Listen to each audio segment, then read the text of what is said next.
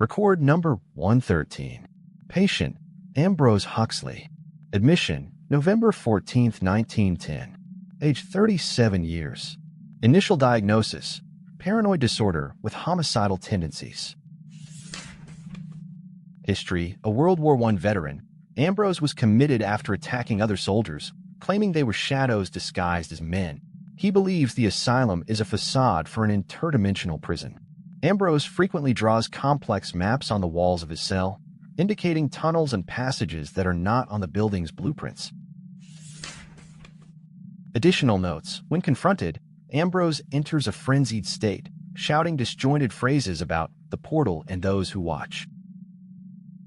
Ambrose Huxley observed the walls of his cell, marked by chaotic drawings. He believed that those figures hid deep secrets, revealing a hidden universe. The asylum was not merely a hospital. It was a prison for lost souls.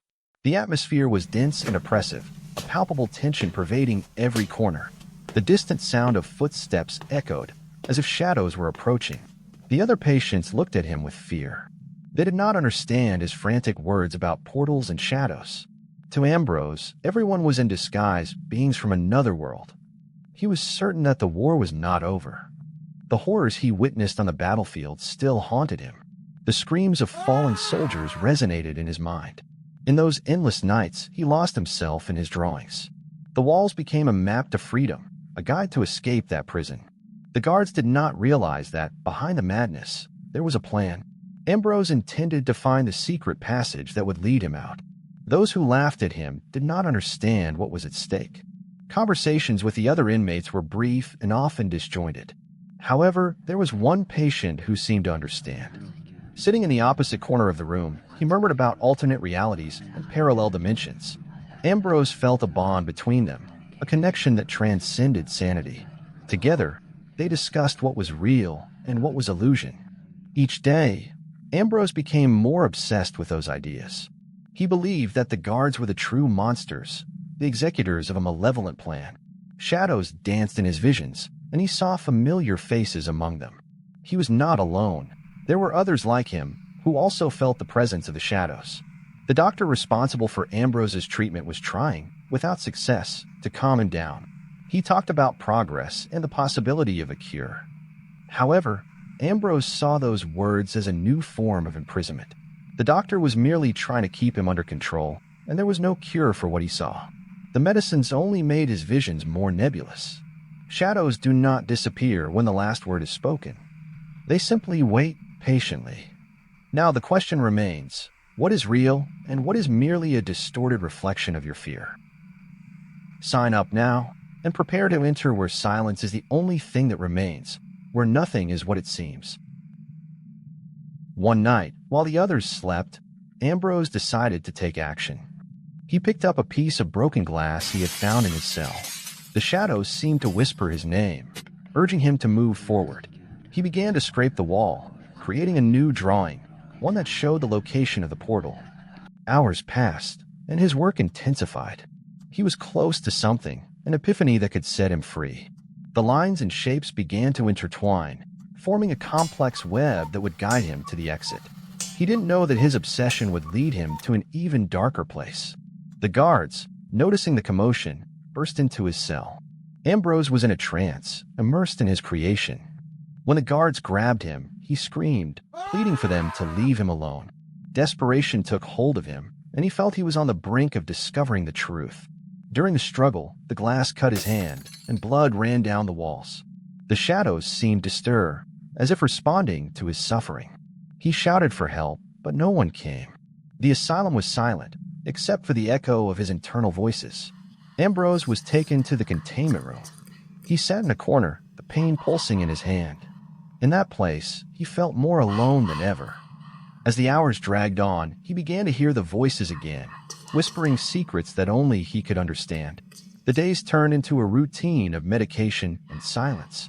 He felt like a prisoner in his own mind. The shadows, however, never left him. They watched him, waiting for the right moment to act.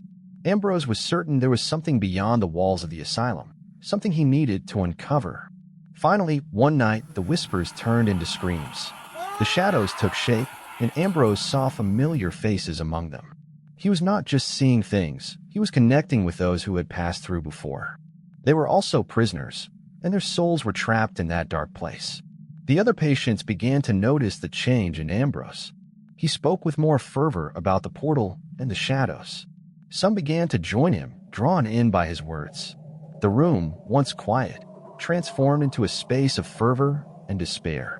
Ambrose became the leader of a silent movement. He urged others to believe in what he saw. The walls were now a shared canvas, where everyone drew their visions. The room was alive with the energy of their souls, united in a single purpose: to escape.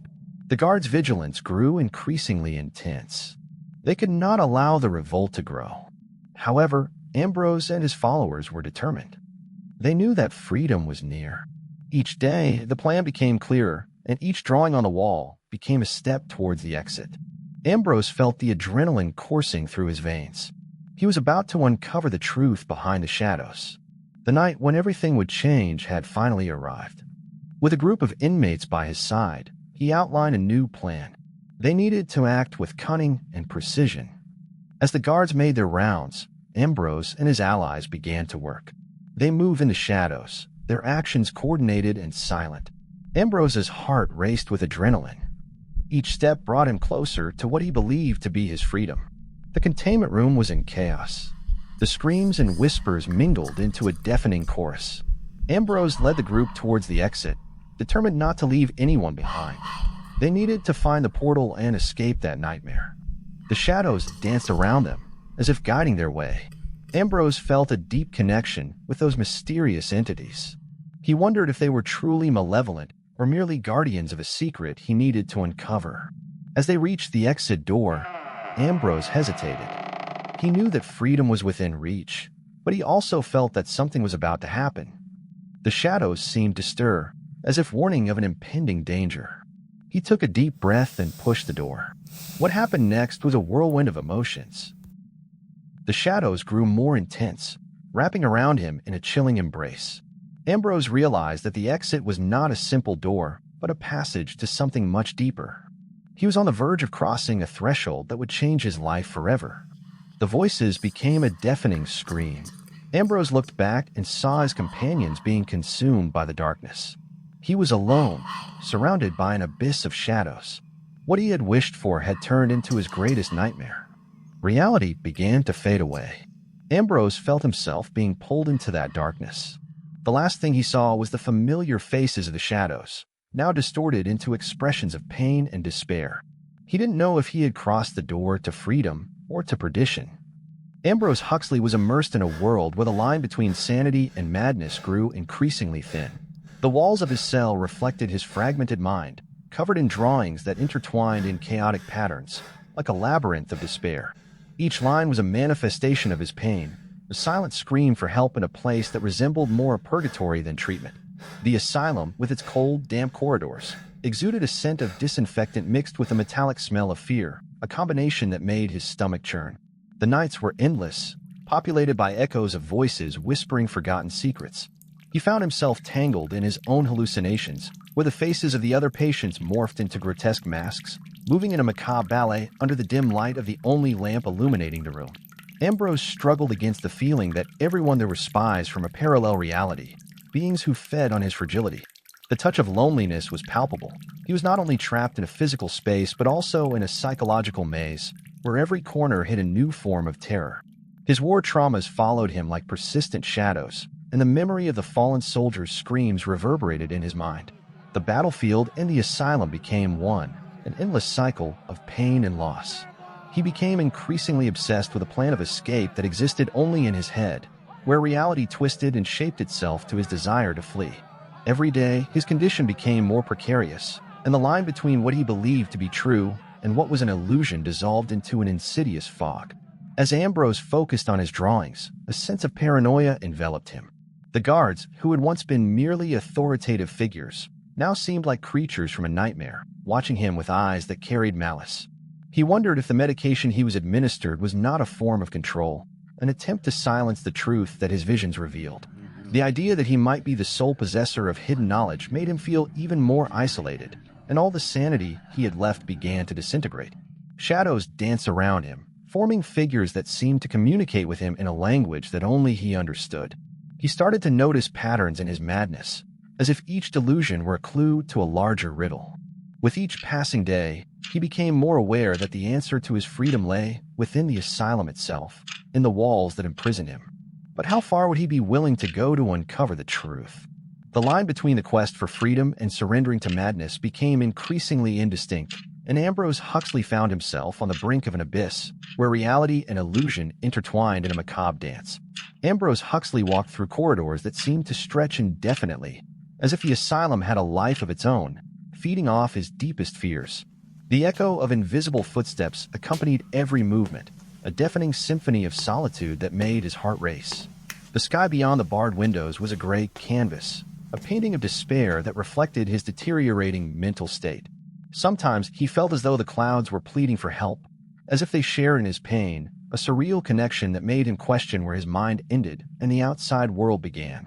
The faces of the other patients seemed to transform into grotesque caricatures of his own fears, each forced smile like a mask of horror. Ambrose wondered if reality was merely a specter, an illusion created by a cosmic entity that watched his suffering with a sadistic smile. He was becoming increasingly aware that his identity was dissolving, like sugar in water, as the memories of who he was turned into fragments amidst a whirlwind of guilt and despair. On one of those endless nights, he heard a whisper calling his name, a familiar tone that resonated in his mind like a macabre lullaby. He turned, sensing a presence he could not see, yet it enveloped him like an oppressive fog. The walls began to pulse, and he found himself at the center of a circle of shadows, each representing a part of his lost soul. The guilt he carried, the lives he could not save, transformed into creatures that watched him with hollow eyes, as if waiting for him to confess his crimes. The feeling that the asylum was a prison not only physical, but spiritual intensified. He believed that the urban legends he had heard about the place were more than mere tales. They were warnings of an ancient force that fed on the pain of those who dwelled there. Each day, he became more aware that the search for his lost identity could lead him to an even more terrible fate.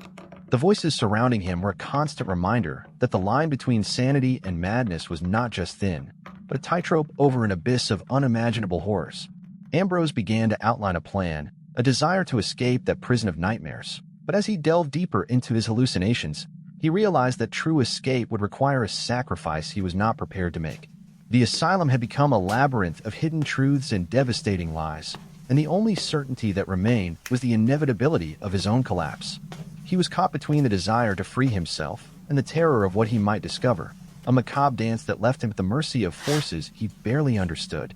Ambrose Huxley felt reality disintegrating around him, as if the asylum itself fed on his despair. The air, thick and damp, seemed to whisper secrets of others who had suffered there, leaving him on the brink of a terrifying epiphany. Each step he took echoed like a lament, a distant call from lost souls guiding him toward the unknown. The shadows danced on the walls, contorting into shapes that defied logic, as if his very fears had come to life and were now reveling in his torment. He found himself before a mirror, but the reflection staring back was not his own. That distorted face, with eyes that seemed like deep fissures leading to the abyss, observed him with a malicious curiosity. The image drew closer, and he realized it was the manifestation of everything he feared: his failures, his betrayals, the silent screams of those he could not save. The mirror shattered into 1,000 pieces, and each fragment revealed a moment from his life that haunted him, a memory that dragged him into a state of absolute despair. The ground beneath his feet became a sea of shadows pulling him down, as if it wanted to drown him in his own guilt. He struggled, but every movement was in vain. The invisible chains of his mind held him captive, while the voice calling his name turned into a deafening roar. The line between sanity and madness became a tightrope, and he was about to collapse into the abyss that stared back at him. In that moment of revelation, Ambrose realized that the true horror was not the asylum itself, but the darkness that dwelled within him, a force that fed on his fragility and now condemned him to a fate of eternal anguish. The echo of the screams that had filled the asylum began to dissipate, but the feeling of oppression remained, like a heavy fog enveloping Ambrose.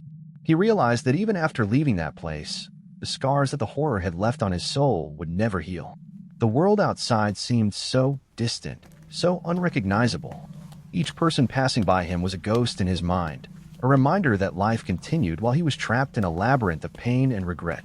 The streets were filled with laughter and conversation, but for Ambrose, everything turned into a dissonant symphony. He felt that somehow everyone was aware of his torment, of his failures. Even in his attempt to reconnect with reality, the image of the shattered mirror haunted him. That distorted face was a reflection of something he could not leave behind. The psychological wounds that the asylum had opened were deep and bloody, and he wondered if there would ever be redemption. The nights were the hardest. Nightmares visited him, and he would wake up screaming, his body drenched in sweat, his mind a storm of fragmented memories. He found himself once again before the mirror, and the distorted face stared back at him, now with a cruel smile. What he could not comprehend was that the true battle was not against the past, but against his own perception of himself. Ambrose wondered if, when looking at the world, he truly saw what was before him, or if everything was merely an illusion created by his tortured mind. The scars he bore were more than visible marks. They were invisible chains that kept him captive in his own distorted reality. And as he walked through the streets, a persistent doubt settled in his heart. If the shadows of the past followed him, was he just another prisoner of his own mind? The line between sanity and madness seemed thinner with each step, and the question echoing in his mind was whether he had truly escaped the asylum or if he was still, in some way, bound to it. The echo of Ambrose's experiences reverberated in the shadows that inhabited his mind, making him question whether the true terror lay not within the walls of the asylum, but in the freedom he now bore. Life, with its vibrant colors and joyful sounds, had become a scene of dissonance, a theater in which he was the lead actor in a dark drama. The laughter around him seemed to mock his pain, each smile a facet of the horror he carried within. What had happened could not be erased, and the emotional scars that tormented him were a constant reminder that some experiences transcend time and space.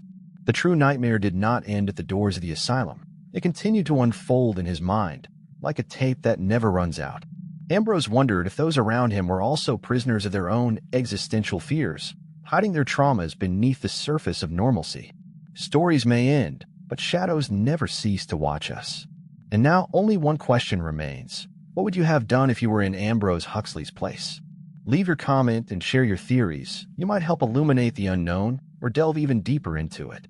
If you enjoy exploring the boundaries between reality and madness, subscribe to the channel and ring the bell.